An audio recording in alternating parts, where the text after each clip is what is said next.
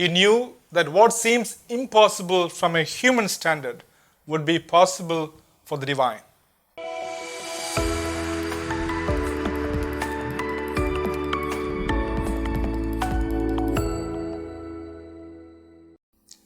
Dear brothers and sisters, during the time of Jesus, leprosy was like a death sentence.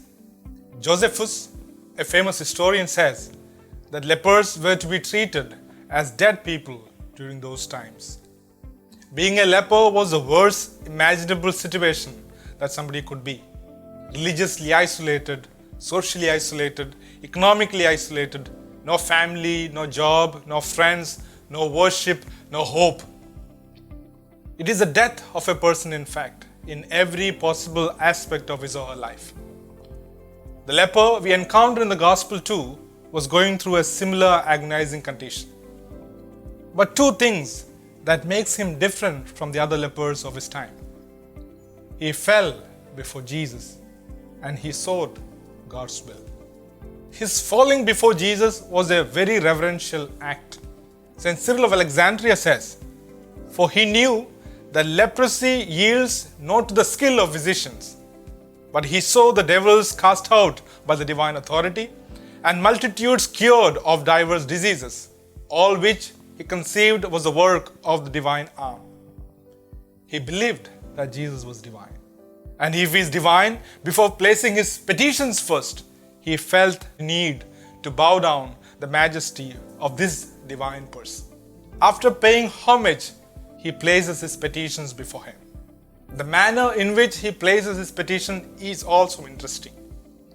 He knew that what seems impossible from a human standard would be possible for the divine. But he wouldn't demand a favor from God, rather he sought the will of God.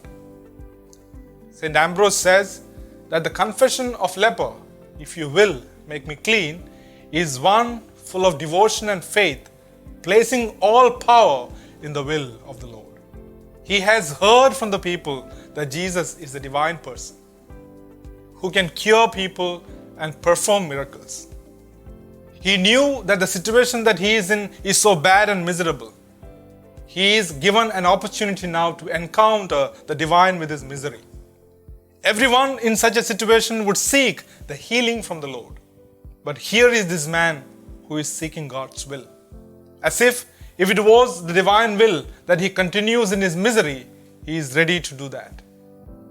But also having confidence that Jesus, who is a divine person, would want him to be healed. And Jesus heals him. Many of us are in similar situations in our life in one way or the other.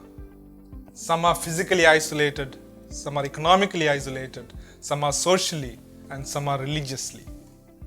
Jesus and his love is the way to experience restoration in our life. He has the power to make us whole again. He has come down to offer the fullness of life. Let us also turn to him, seeking his will. Amen.